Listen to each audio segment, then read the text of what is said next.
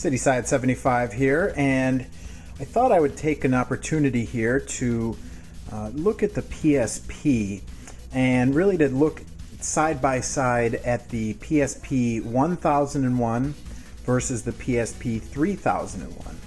The occasion for me doing this is that I just picked this up today, this PSP 3001, and I found this thing at a garage sale with the box, with the games, the cord, the memory card, and everything for 25 bucks.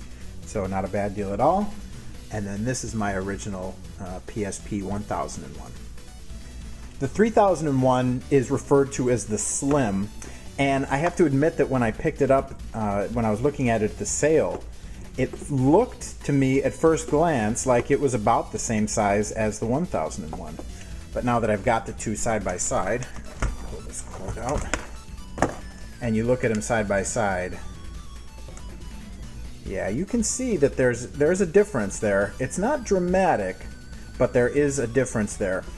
Really, the difference lies mainly in the bulging battery compartment, and I guess that's where the memory card goes, and probably the wireless LAN is on that side. The feeling that I get in looking at the two is that the 3001 is what the original spec was. When they were designing the PSP, this is what I imagined that the goal was to get to, and they got just ever so close, but just had to bulge it out a little bit. Now, in terms of feel between the two units, I have to admit, as someone that spent most of my playing time on the 1001, as soon as I picked up the 3001, and keep in mind it had no UMD in it, so it was even lighter, but I was really taken aback by how much lighter it was. And you might think, okay, yeah, you know, lighter, that's a good thing, and it is. But I have to admit that at least for a second when I picked it up, the first thought that I had was maybe it felt just a little bit cheaper. It's heavy, but it's heavy because it feels like it's so dense. But this thing is packed to the absolute limit. Again, you know that Sony had a spec in mind that they were aiming for with the PSP. They wanted it to have a certain level of power, but they also needed it to fit within a certain footprint. And you feel like they worked every last effort that they could to get everything to fit in there.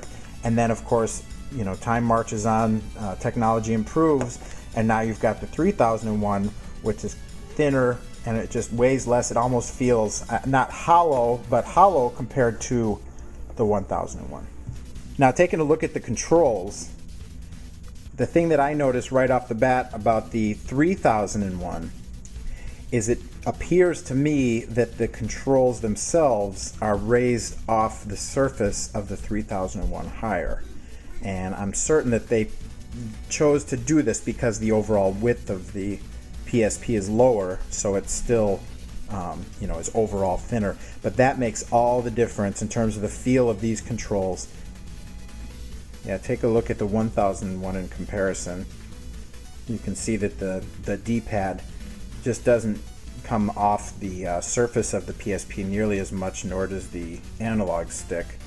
And the buttons over here, I remember when the PSP first launched, there was some controversy. I think it was the square button was mounted on top of some other circuitry, and so it didn't have the same amount of travel as the other buttons, and people were complaining about that in the initial design. And you can see that they replaced the home button on the original 1001 with the PlayStation logo, or the PS button, I guess, to be consistent with the PS3.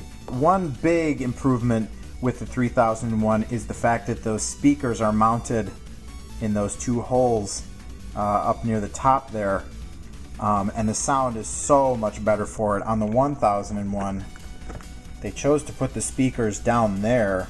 Again, probably just because there was nowhere else to put them. But that's where your hands, at least my hands, naturally tend to fall. So I find that I'm covering up the speakers quite a bit, and I can't barely even hear the thing even when I've got it, you know, set pretty loud. All right, we're going to look at each of these systems one at a time here. And the game that I chose to look at for each system is Midway Arcade Treasures Extended Play. The reason that I chose to do this is for one game in particular, Mortal Kombat 2. So before we go ahead and jump into gameplay here, let's just talk a little bit about kind of the first impressions as we look at the 1001 here. Really my first impression right off the bat is to look at the quality of the screen. And I know that in some like high motion type situations, this screen is known to bleed a little bit or smear a little bit, but it's very minimal. And in still shots like this, the screen just is absolutely luminous. It's brilliant. It's got very deep color, very deep blacks, and it's a very, very attractive screen. Mortal Kombat 2 to me really is a good example of what sets these two systems apart. One thing that you'll see right as we get started here is that I really struggle with the controls. The controls just really let this game down. The biggest problem is really the trying to hit the diagonals. Yeah, this is just, it's brutal. Okay, now check this out. There's and radio silence. Finally, you can see it has to load up that fatality, kind of like the old days of the Sega CD or the Sony PlayStation 1. Has to load that fatality off the disc, and it just kills the mood.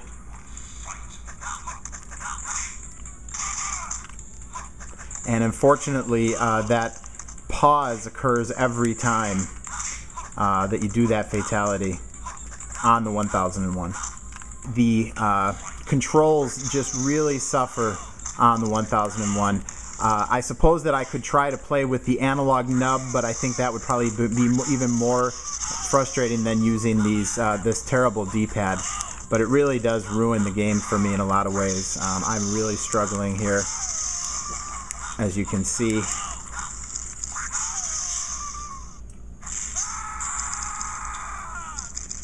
And that's that. Let's go ahead and switch over to the PSP 3001. Okay, now looking at the PSP 3001 and a couple impressions before we go ahead and jump into the gameplay here. First of all, the lighter size is definitely an advantage, or the lighter weight, I should say, and the thinner size is definitely an advantage right off the bat. It's just more comfortable to hold, and the feeling is closer to holding a DualShock controller. So it really, in terms of feel and comfort, it's definitely a step up. Screen-wise, it is a beautiful screen, and in its own right, it does have very vibrant and lush colors, but I do feel that there's a difference in the screens between the 1001 and the 3001. The 1001 just has that much deeper blacks and more lush colors. Plus, the 3001, I've noted, I think what's a known issue with some slight scan lines or combing type of a look that you see in like high motion scenes during games. Again, these are all very minimal. It does have a beautiful screen as well, but I do have to give that to the 1001 just ever so slightly. Now, if we go ahead and jump into Mortal Kombat 2, it'll be apparent right away the difference in the controls, and that's really what is the big difference between these two. Whereas I really struggle with the controls in playing this game on the 1001. Playing it on the 3001 is really a dream. Yeah, there's no question right off the bat here that the controls are far superior on the 3001 compared to the 1001. The D-pad has a nice tactile feel to it, and you really have no problem hitting those diagonals. Like I think I mentioned earlier, it's like similar in feel to a DualShock, even though of course the shape is different. The feeling is very similar. Alright, and as we do a fatality here, you see on the 3001 we get that same pause on that first fatality. This game really feels like it does when I'm playing on the PS2, or even similar to when I played on the Super Nintendo, in terms of the ability for me to hit just about every move that I'm trying to hit. Yeah, that's like a dream. And look at that.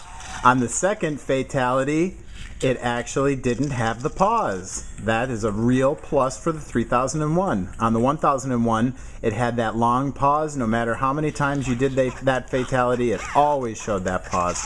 On the 3001, it looks like after that pause the first time, it doesn't pause again. And that to me is impressive.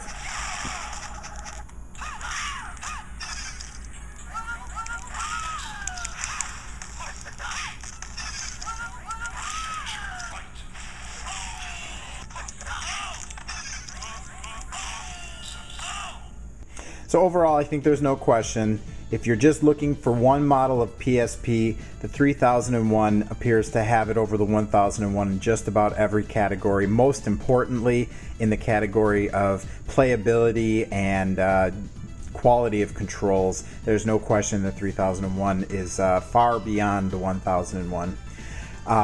Plus, it appears to me in my experiences out in the wild doing my video game hunting that it doesn't seem that people price out the models any differently. I don't think most people even realize that there are different models. I think most people just assume they're different colors. So there's not really a big penalty to pay to get a 3001 over a 1001.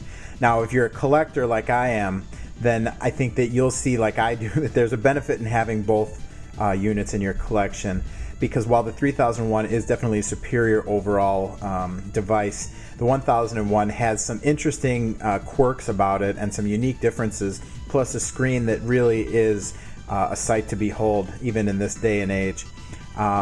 So anyway, that's my conclusion. 3001 really is the best bet if you're going to have just one PSP in your collection. So thanks for watching this video. If you enjoyed what you saw here today, please feel free to subscribe, to like, and definitely to comment. I enjoy reading and responding to comments. Thanks.